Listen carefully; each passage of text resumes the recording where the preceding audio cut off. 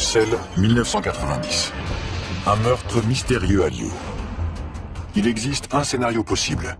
Une équipe d'agents secrets s'est rapprochée de sa cible, l'un des experts en armement de Saddam Hussein, Gerald Bull.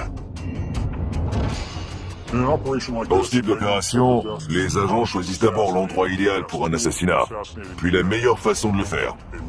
Ensuite, ils surveillent la cible de près et s'assurent de pouvoir facilement prendre la fuite. Voici les principaux suspects de ce meurtre de haut vol. Le Mossad, la CIA et le MI6. Ils voulaient tous sa peau, ne restait plus qu'à savoir qui serait le premier. Aujourd'hui, et pour la première fois, d'anciens agents du Mossad et de la CIA examinent la tactique et la technologie utilisée au cours de cet assassinat. C'est une technique d'assassinat rapide et sans douleur. Leur mission, faire la lumière sur un mystère resté irrésolu jusqu'à aujourd'hui. Qui a tué Gerald Bull?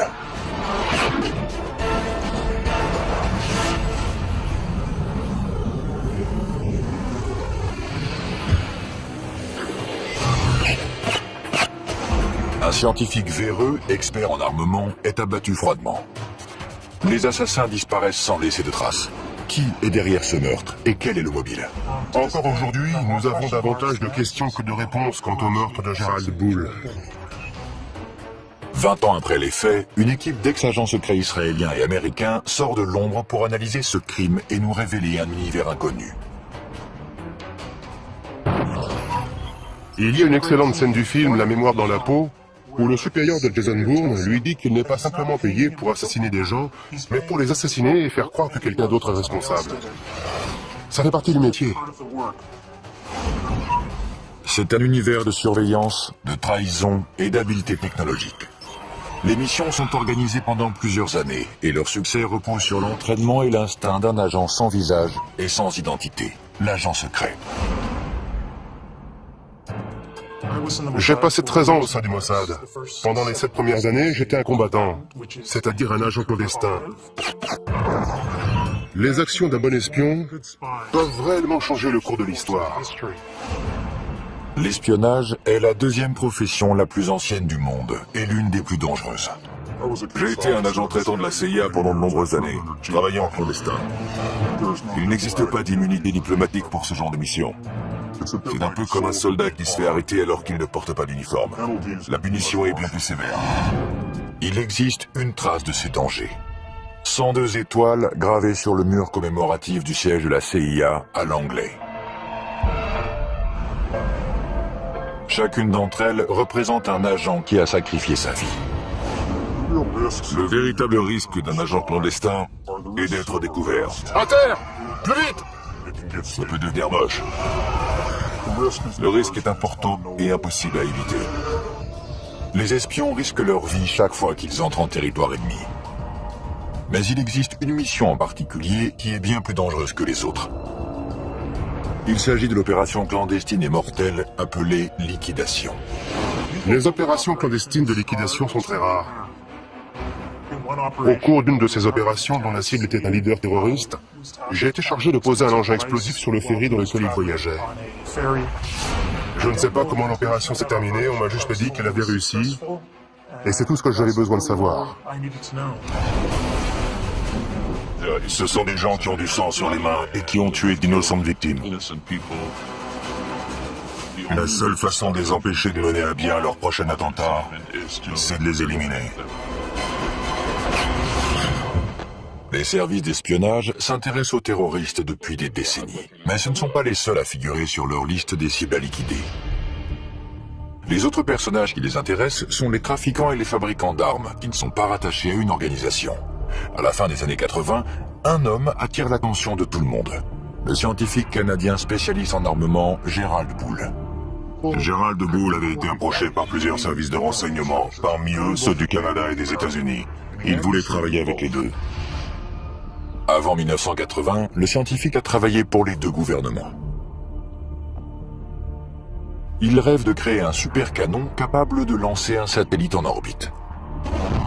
Son travail était dédié à l'amélioration des canons pour pouvoir tirer à très grande distance. Mais d'anciens agents affirment que ce génie de la science possédait un côté plus sombre. Les scientifiques qui inventent des armes sont en premier lieu fidèles à la science. Ils ne se considèrent pas comme des fabricants d'armes capables de massacrer des millions de personnes. C'est comme l'homme qui organisait les horaires des trains à destination des camps de concentration. Il pensait n'être qu'un employé des chemins de fer. Il ne se considérait pas comme un meurtrier de masse. Il est intéressant de savoir que Gerald Bull était l'une des 3 seules personnes de toute l'histoire des États-Unis à avoir obtenu la nationalité américaine grâce à une loi du Congrès. C'est assez ironique, puisqu'en réalité, Gerald Bull se moquait parfaitement d'avoir ou non la nationalité américaine. Il ne s'intéressait qu'à sa technologie et à ceux à qui il pouvait la vendre. Peu lui importait le passeport qu'il avait en poche. Il avait de nombreux ennemis car il travaillait pour plusieurs États voyous. Il était impliqué dans diverses transactions avec de l'argent sale et il se mettait donc en danger sur 2 fronts différents. En 1980, Gerald Bull enfreint les lois américaines sur l'armement et il est accusé de trafic d'armes avec l'Afrique du Sud. Il est condamné à 6 mois d'emprisonnement dans une prison fédérale. Gerald Bull était à 2 doigts de mettre au point un système balistique qui aurait pu nous protéger de tous nos ennemis pendant très longtemps. Je ne sais pas ce qui s'est passé quand il a rompu avec la CIA, mais à l'époque, c'était une star. Quand Bull ressort de prison, il n'a plus de patrie. Il projette de construire son super canon et de le vendre au plus offrant. Il a de nombreux clients potentiels. La Chine, l'Iran et un peu plus tard, l'Irak. Le gouvernement irakien a adoré son idée et s'est mis à la financer. L'Irak fait venir Gerald Bull à Bagdad, où il commence à travailler sur une arme secrète surpuissante dont le nom de code est Projet Babylone. Le projet Babylone était un canon gigantesque et très puissant, capable de lancer un obus de la taille d'une voiture à une distance d'environ 1000 km. Si le rêve de Gerald Bull devient réalité, Saddam Hussein gagnera une arme capable de semer le chaos au Moyen-Orient. Bien évidemment, un tel projet ne passe pas inaperçu des services secrets du monde entier.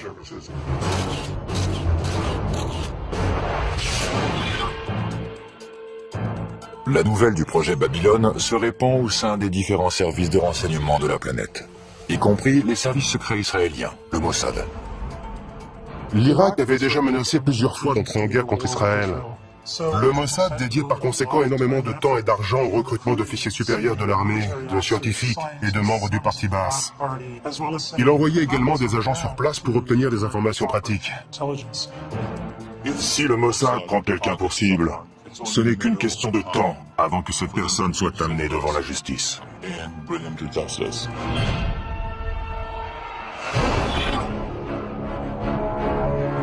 En Irak, Gerald Bull est très bien protégé. Chaque jour, l'étape finale de la construction de son super canon se rapproche.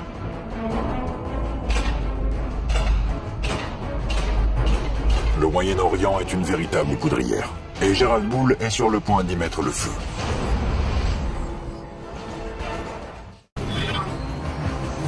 Irak, 1989. Le scientifique Gerald Bull, spécialiste en armement, travaille d'arrache-pied à son chef-d'œuvre, un super canon de 156 mètres de long, capable de semer le chaos au Moyen-Orient. Il s'est mis à travailler au service de Saddam Hussein, qui a déjà plusieurs armes de destruction massive et qui finance la fabrication de son canon. Cette arme aurait fourni une meilleure précision aux munitions. Bull était en train de rendre l'armée irakienne plus puissante. Nous ne disposions que de très peu de renseignements sur l'avancée des travaux sur ce super canon. Nous n'avions pas les agents nécessaires sur place. Cependant, il semble que le développement de la nouvelle arme de Gerald Bull soit surveillé de près par le Mossad, le service de renseignement israélien. Les informations recueillies par le Mossad concernant ce projet venaient de sources diverses. Certains renseignements étaient d'origine humaine et venaient de personnes haut placées dans le régime irakien qui avaient été recrutées et fournissaient des informations à des agents traitants du Mossad. Ce n'est plus le cas aujourd'hui avec les terroristes actuels, mais à l'époque, les Irakiens étaient encore sensibles aux méthodes de recrutement traditionnelles qui sont utilisées depuis que l'espionnage existe. Le ROHUM, ou le renseignement d'origine humaine, est l'art de recueillir des informations par le biais d'entretiens, d'interrogatoires, de corruption et de chantage.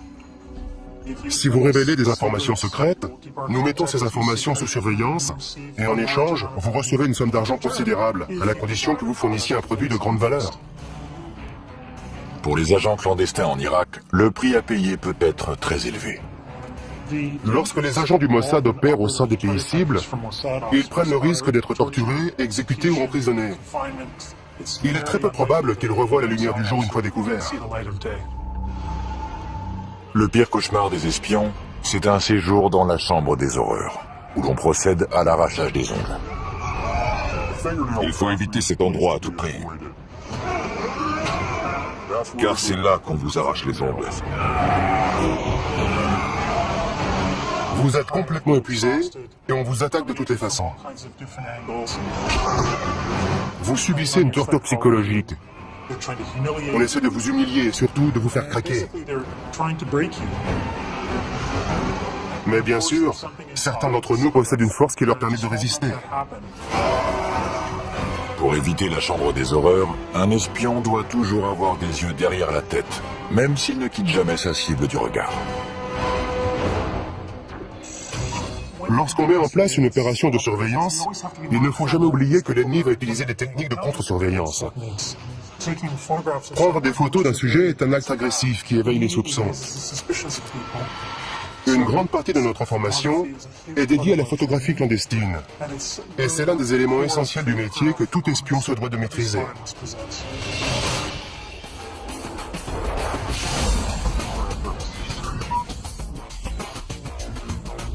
Michael Ross et Ishmael Jones, anciens agents des services secrets, nous présentent la technologie qui sert à la surveillance photographique. Ceci est un étui à lunettes. C'est un appareil photographique très ingénieux. Il y a un trou, et lorsqu'on l'ouvre, on découvre un appareil photo à l'intérieur qu'on peut relever.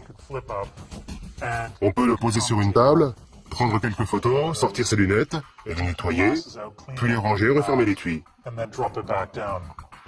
Mais en réalité, c'est un équipement d'espion. Si quelqu'un ouvre cet étui, il comprend tout de suite que son propriétaire est dans l'espionnage. Mais moi, ce que j'utiliserais, c'est quelque chose de plus grand et de plus simple, un objet commun. C'est un appareil photo comme les touristes en utilisent partout dans le monde. Je le mets dans un sac. Il y a un filet à mailles, cela me permet de me rapprocher de la cible et de prendre des photos. J'utilise également une télécommande pour ne pas avoir besoin de toucher l'appareil. Je n'ai qu'à viser et appuyer. La surveillance d'un site à haute sécurité, comme celui de la fabrication d'armes du projet Babylone, est très risquée. La capture des agents aboutit à leur torture, ou pire encore.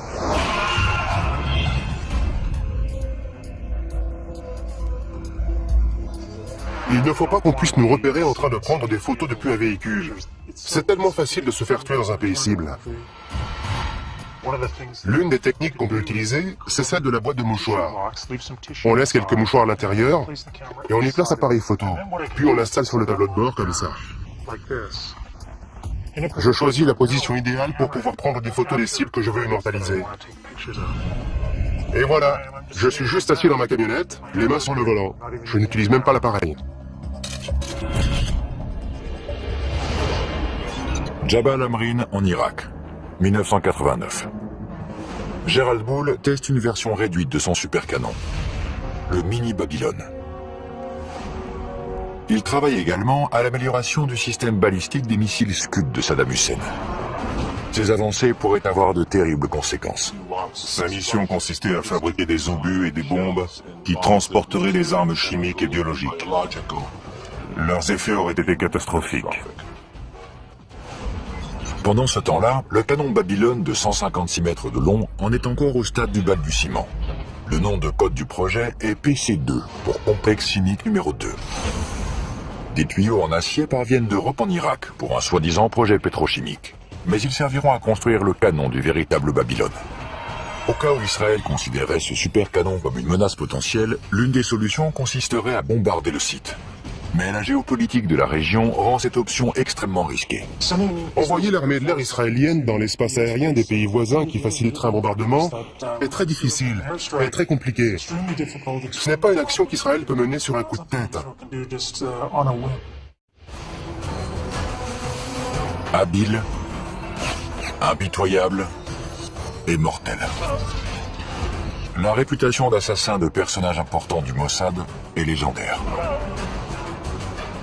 C'est une guerre dans l'ombre, et parfois, en temps de guerre, il faut faire preuve de violence pour pouvoir détruire l'ennemi. Le Mossad encourage cette réputation, car il pense qu'elle effraie ses ennemis et qu'ils hésiteront donc à attaquer.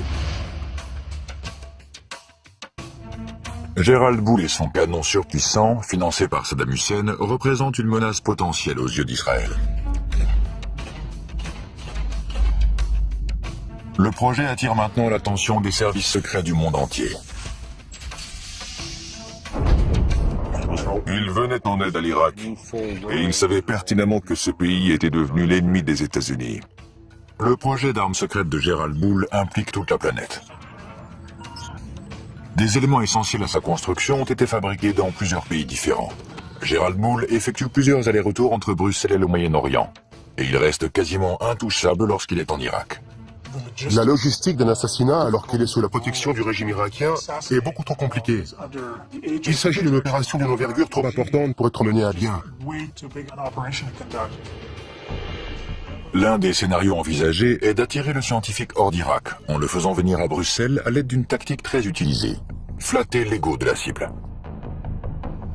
Une fausse conférence a été annoncée et il était invité à intervenir et à prononcer le discours liminaire de cet événement fictif. Les services de renseignement ont les moyens d'organiser une conférence, de faire venir des participants, financer l'événement et inviter la cible à y participer en flattant sa vanité. On lui dit « Nous savons que vous êtes le plus grand spécialiste en canon du monde et nous aimerions que vous participiez. » Selon Yuval Aviv, ceux qui essaient de piéger Gerald Bull l'ont alléché davantage en utilisant un pot de miel. Le pot de miel est un terme qui remonte à l'époque de la guerre froide. Le pot de miel, c'est une femme qui était probablement chargée de l'attirer hors d'Irak jusqu'en Europe. Il s'agissait certainement d'une jeune journaliste. Dans le cas de Gerald Bull, je ne suis pas certain qu'il y eut un pot de miel. Je pense qu'il voyageait régulièrement en Europe, puisque c'est là qu'il conduisait ses affaires. C'était beaucoup plus simple d'attendre qu'il revienne en Europe et le cibler ensuite.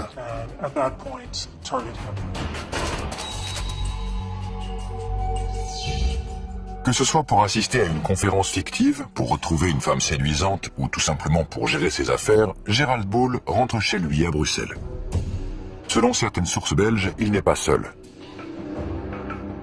Un ou plusieurs services de renseignement maintiennent une surveillance constante. L'équipe de surveillance doit être dynamique et souple pour pouvoir suivre la cible dans n'importe quelle situation. Le plus important, c'est d'être capable de découvrir où le sujet habite, quelles sont ses habitudes et quels endroits il fréquente. En 1990, la technologie n'était pas aussi développée qu'aujourd'hui. Il y avait certainement des agents qui le surveillaient directement en le suivant et en essayant de maintenir autant de distance possible entre eux pour éviter d'être repérés. Si un agent est découvert pendant une opération de surveillance, c'est toute la mission qui est compromise. Maintenir une bonne couverture, c'est la seule protection efficace pour les agents qui opèrent au sein de pays ennemis. Ce ne sont ni les armes, ni la maîtrise des arts martiaux qui vous protègent dans cette situation, mais bel et bien votre couverture. La couverture des agents à Bruxelles devient capitale. Une identification photographique et surtout une identification fiable de la cible à éliminer est essentielle, car l'histoire regorge de victimes innocentes qui se sont fait liquider par erreur. Il faut prendre des clichés à différents moments de la journée et sous différents angles pour que l'assassin dispose d'une série complète de photographies à étudier afin que l'identification soit parfaite. Garder l'œil sur le scientifique est loin d'être un jeu d'enfant. Certains pensent même que les agents qui l'observent sont surveillés à leur tour. Je suis persuadé que ceux qui l'ont assassiné étaient surveillés de près par d'autres agents. Une couverture décelée peut faire s'effondrer une mission comme un château de cartes. Les agents doivent avoir l'art de se fondre dans le paysage et s'assurer de ne pas dévoiler leur équipement.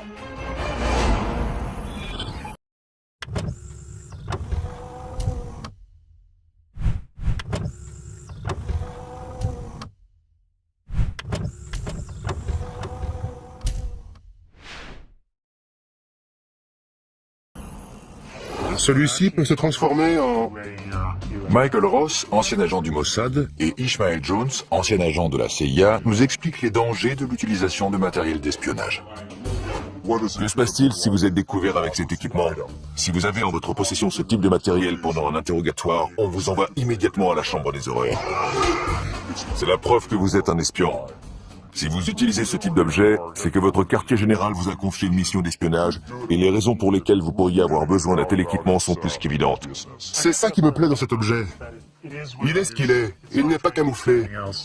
Il ne reste plus qu'à sortir l'antenne, relever les sécurités, et une fois la lumière allumée, si j'appuie sur ce bouton, boum, quelque chose va exploser quelque part.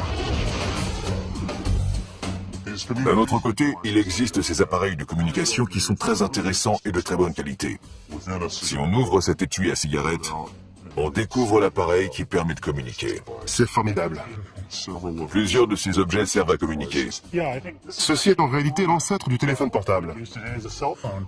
Ce côté devient un micro une fois retourné et mis en contact avec l'intérieur. On sort l'antenne et on peut communiquer. Mais le problème, comme souvent, c'est que même refermé, on peut voir que ce n'est pas un simple stylo, mais qu'il s'agit d'un appareil de communication. J'imagine déjà les interrogateurs en train de démonter. Ouais. Et de disposer toutes les pièces sur une table. La première chose qu'ils font une fois qu'ils vous ont attaché à une chaise, c'est de fouiller tous vos vêtements et vos affaires et de démonter tout ce qu'ils trouvent. On peut inventer des cachettes très ingénieuses, mais ils les découvrent toujours très rapidement. Règle numéro 1 de l'espionnage, ne pas être pris. Règle numéro 2, le moindre petit détail peut signer votre arrêt de mort. La préparation des agents du Mossad est un rituel consistant à passer soigneusement en revue chaque objet, chaque vêtement et chaque accessoire qu'ils vont emmener. On peut monter une opération gigantesque, mais si un de nos vêtements porte une étiquette fabriquée en Israël, tout s'effondre comme un château de cartes.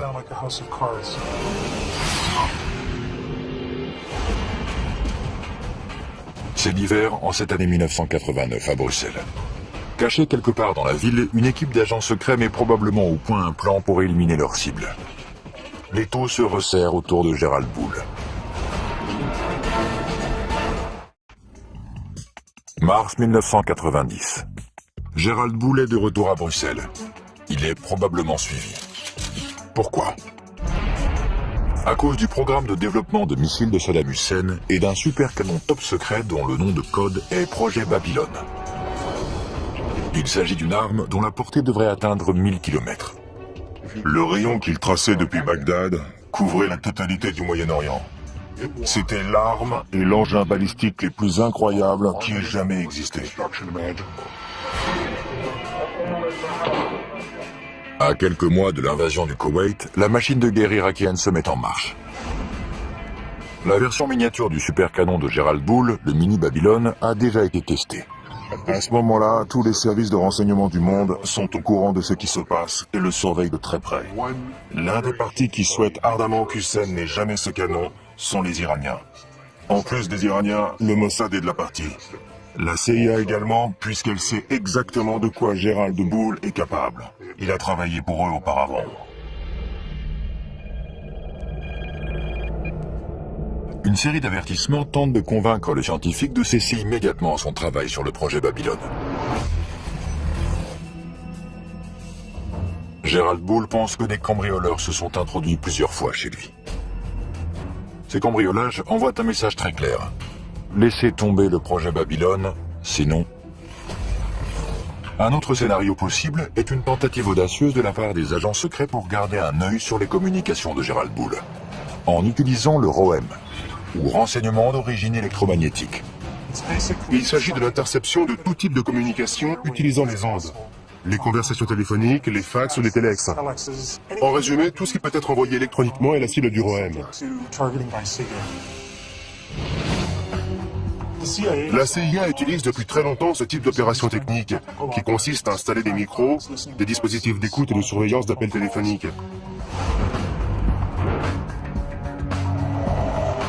Donc, elle est toute désignée pour mener ce genre d'opération de surveillance, et particulièrement la surveillance électronique de la cible.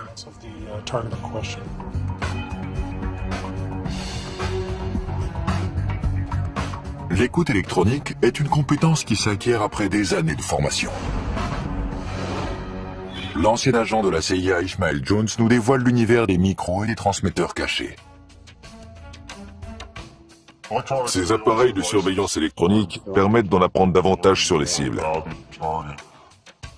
On a placé des dispositifs datant de la guerre froide dans certains objets de cette pièce. Dans ce téléphone, par exemple. Voici l'appareil d'écoute. Il n'espionne pas la ligne téléphonique, mais écoute les bruits de la pièce en général, et bien entendu les conversations téléphoniques également. En voici un autre installé sous le siège d'une chaise de bureau standard. Cette partie doit ensuite être recouverte de bois ou de tissu pour ne plus être visible. Pour dissimuler un dispositif dans un livre, il faut l'installer dans le dos. C'est d'ailleurs un appareil de la CIA. On peut voir le dispositif audio en haut, les piles sont au centre, et les autres éléments de l'appareil sont en bas. C'est un transmetteur complet. Mais lorsque la cible est mobile, il faut pouvoir suivre ses conversations à travers la ville. L'une des solutions possibles remonte à la guerre froide. Voici un dispositif d'écoute de la guerre froide. L'avancée de cette technologie, c'est que les conversations de la cible peuvent être entendues, peu importe où elle se trouve, tant qu'elle porte ce manteau. L'inconvénient de cet appareil, c'est qu'il se remarque facilement. Il ne ressemble pas à un bouton normal. La cible peut se rendre compte et elle redoublerait alors de méfiance. Entrer par effraction dans l'appartement d'une cible importante comme Gerald Bull peut compromettre l'opération tout entière. On va devoir entrer par effraction, ou si possible avoir un rendez-vous sous de faux prétextes. Il faut alors réfléchir très vite à l'endroit où placer le micro. Le mieux est de disposer d'un mur commun tout à côté de la cible. On peut percer un trou dans le mur et y installer un dispositif audio ou vidéo.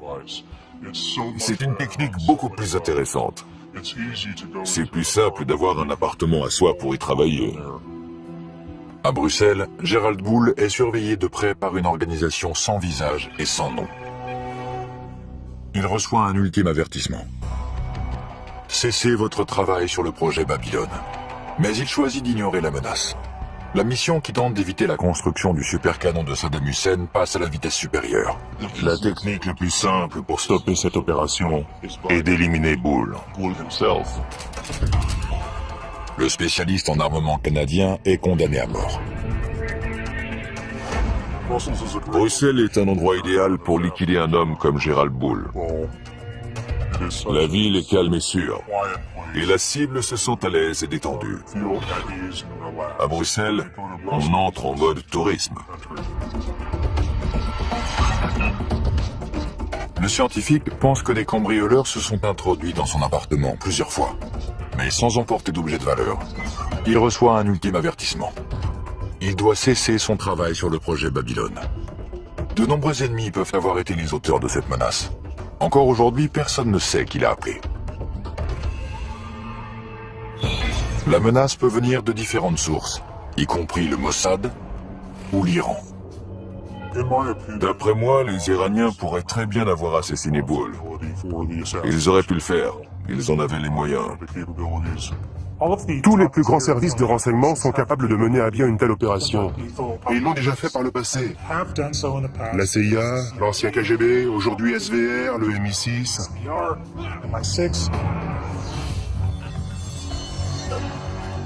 Qui était capable d'assassiner Gerald Bull? Tout d'abord le Mossad, puis le MI6.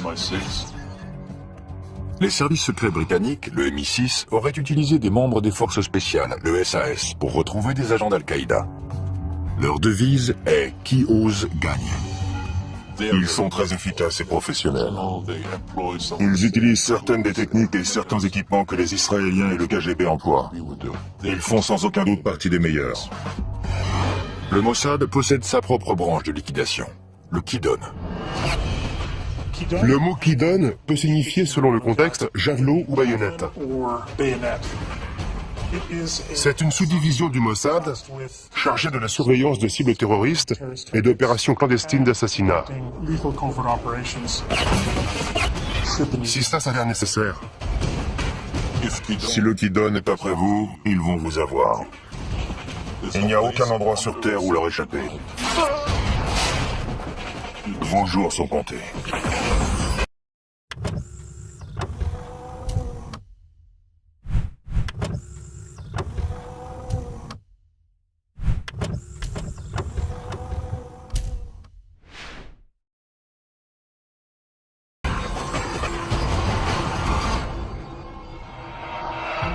Bruxelles, mars 1990.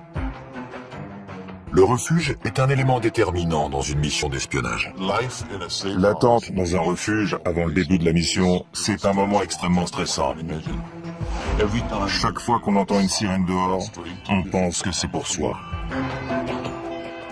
Les refuges des espions sont un peu comme des ports en pleine tempête.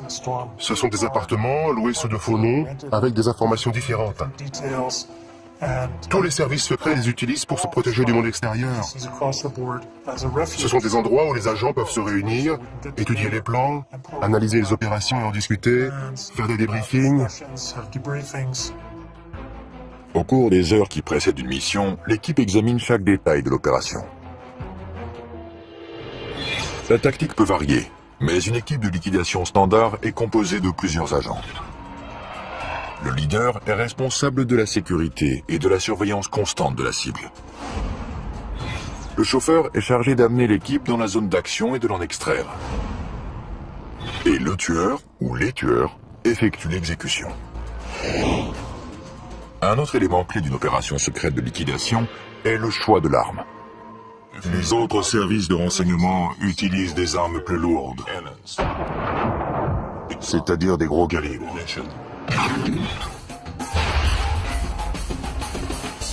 Mais le Mossad a décidé que la précision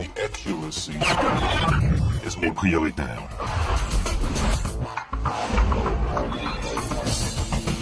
Nous sommes au stand de tir d'Angeles.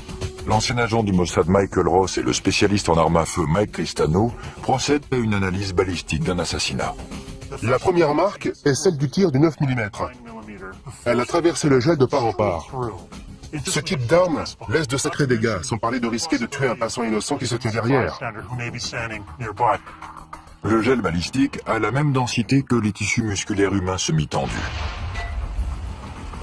Il permet de fixer l'empreinte balistique d'une arme. Le calibre 22 est plus intéressant, car il fait ce qu'un assassin veut, c'est-à-dire pénétrer, pas trop profondément, et exercer toute son énergie dans le corps, le crâne, ou n'importe quel autre endroit atteint. Son énergie n'est pas projetée vers l'extérieur en laissant d'énormes dégâts, quelque chose de très visible. Lorsqu'il s'agit de liquider une cible, il vaut mieux choisir la discrétion.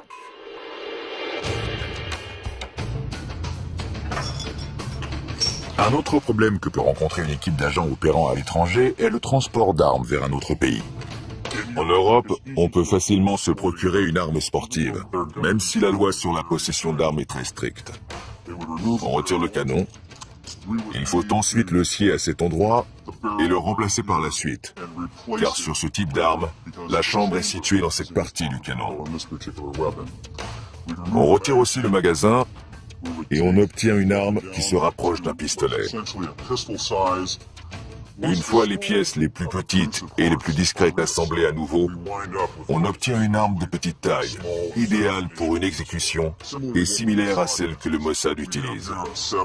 Le résultat est un semi-automatique de calibre 22 à 7 coups et sur lequel on peut visser un silencieux. D'autres agents suggèrent que la valise diplomatique est un autre moyen efficace d'introduire clandestinement une arme dans un autre pays. Les valises diplomatiques sont indispensables aux services secrets, car elles permettent de transporter d'un pays à l'autre différents objets, allant d'images satellites à des armes si nécessaire.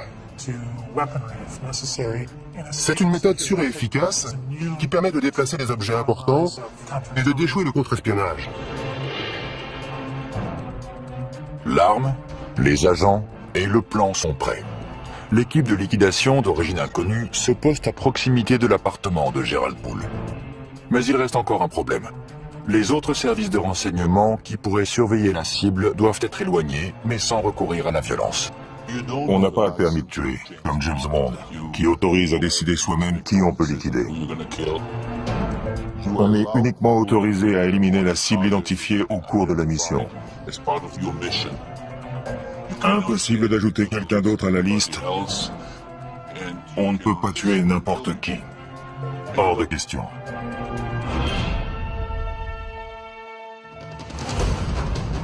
Dans le cas de Bull, s'il était suivi par un troisième pays, la meilleure solution était de distraire l'équipe de surveillance pour l'éloigner. Au cours d'une opération clandestine de liquidation, l'équipe peut utiliser un appât pour créer une distraction. L'équipe se met en position pour passer à l'étape finale de sa mission, l'exécution de Gerald Bull.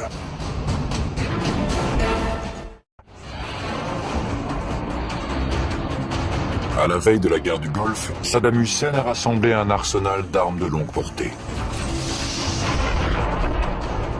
Le scientifique expert en armement Gerald Bull est l'un des fers de lance de cette initiative.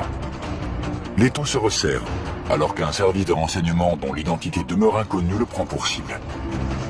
Il compte l'éliminer avant que son arme détruise l'équilibre précaire du Moyen-Orient. Bruxelles, 22 mars 1990.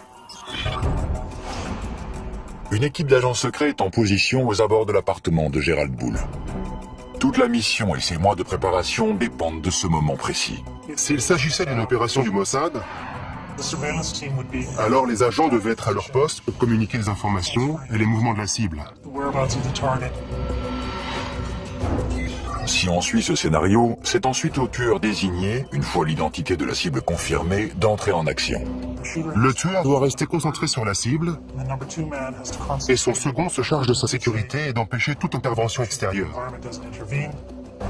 Le leader de l'équipe déployée est responsable de leur sécurité lors de l'extraction. Au dernier moment, lorsque tout est en place et que tout le monde est prêt, l'équipe entre en action et procède à l'exécution.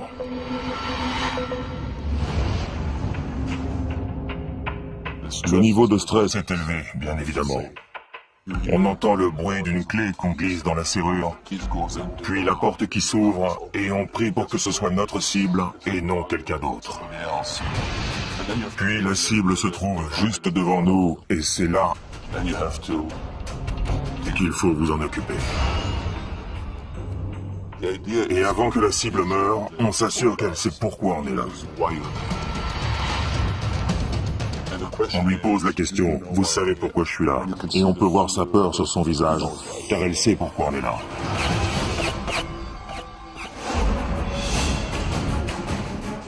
Une fois que c'est fait, tout le reste de votre équipe est en mode « Comment fuir ?»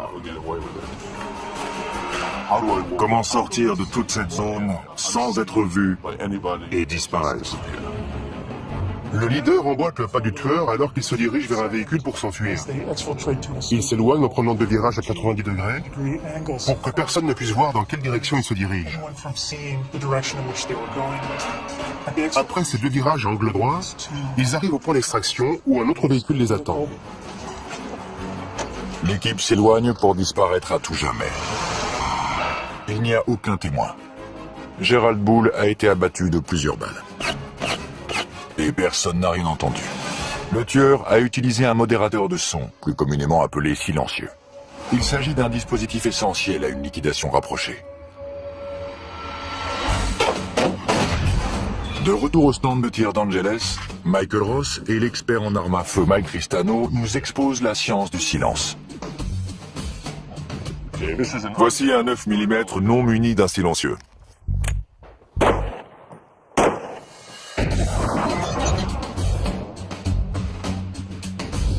On ne peut pas dire que ce soit une arme silencieuse. Non, absolument pas.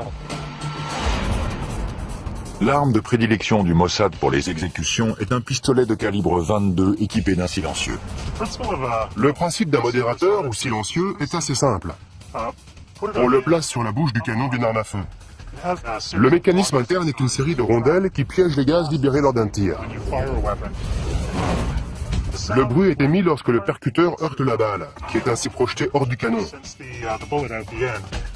Si on parvient à étouffer ce bruit, à dissiper ces gaz avant que la balle ne sorte du canon, le tir devient très silencieux. Un silencieux peut réduire le niveau sonore d'un coup de feu de 30 décibels. Un autre avantage du silencieux est qu'il améliore la précision du tir. Le canon est rallongé, le tir est donc un peu plus précis. C'est le même principe qu'avec un fusil. Il est plus précis parce que le canon est plus long. Comme vous le voyez, les impacts sont relativement groupés. Je crois qu'on peut dire qu'il est mort. Grâce à leur technologie et à leur habileté, les assassins de Gerald Bull ont pu s'échapper sans être repérés. Mais le mystère reste entier. Qui a appuyé sur la détente? La probabilité qu'un service de renseignement étranger soit responsable de l'assassinat est grande. Le premier qui vient à l'esprit est le Mossad. Il est bien connu que le Mossad procède à des liquidations. Il existe une autre possibilité. Le tueur est peut-être un agent d'un autre service secret travaillant en collaboration avec le Mossad. La seule organisation qui pourrait collaborer avec le Mossad est le MI6 britannique. Le Mossad n'a jamais collaboré avec d'autres services par peur que l'autre organisation ne soit pas à la hauteur, qu'il y ait trop de paperasserie et que toute la mission soit ralentie. Mais ils ont collaboré à de nombreuses reprises avec le MI6. Et avec succès. De nombreux spécialistes sont persuadés que les responsables sont des agents du Mossad. Mais le résultat des analyses balistiques ne correspond pas à leur mode opératoire. Un pistolet calibre 22 avec silencieux. L'élément intéressant dans cette affaire est que Gerald Bull a été assassiné avec une arme de gros calibre. La scène a donc dû être très sanglante et je pense que cela indique que le tueur n'était pas un professionnel. Mais il existe bien entendu la possibilité que les tueurs aient choisi de faire croire que quelqu'un d'autre, nettement moins professionnel, était responsable du meurtre. Un troisième scénario pointe du doigt une autre organisation qui aurait été postée devant l'appartement de Gerald Bull avant l'assassinat. Les Iraniens. Les Iraniens figurent en bonne place sur la liste des suspects potentiels, au vu du simple fait que toute arme développée par l'Irak pourrait être utilisée contre eux. L'Iran a des agents, mais ceux-ci ne maîtrisent pas la sophistication déployée dans cette liquidation. La CIA est un autre suspect potentiel de l'assassinat de Gerald Bull. Gerald Bull constituait une menace suprême. Et je pense que l'agence aurait fait appel à un allié qui utilisait des méthodes de liquidation.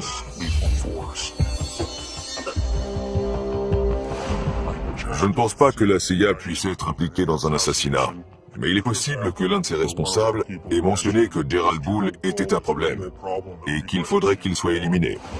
Parfois, ce qui favorise l'action est de se taire alors qu'on sait ce qui se passe. L'univers de l'espionnage est souvent comparé à un palais des glaces. La réalité n'est jamais vraiment ce qu'elle semble être. Le mystère qui entoure la mort de Gerald Bull reste entier. L'identité de l'assassin reste inconnue. Est-ce que certains services de renseignement étaient au courant de l'exécution? Et si oui, combien? Une seule chose reste certaine. Quelqu'un a violemment mis un terme à la vie de ce brillant scientifique. L'enquête sur la mort de Gerald Bull n'a pas été très approfondie. Il semble y avoir davantage de pays satisfaits par sa disparition que de nations qui s'inquiètent du fait qu'il ait été assassiné à Bruxelles. L'exécution de Gerald Bull a été un grand succès, car lorsqu'il est mort, le projet du canon est mort avec lui. Peu importe qui l'a tué, tous les services secrets sont complices. Car tous voulaient sa mort. Il y en a juste un qui a frappé le premier.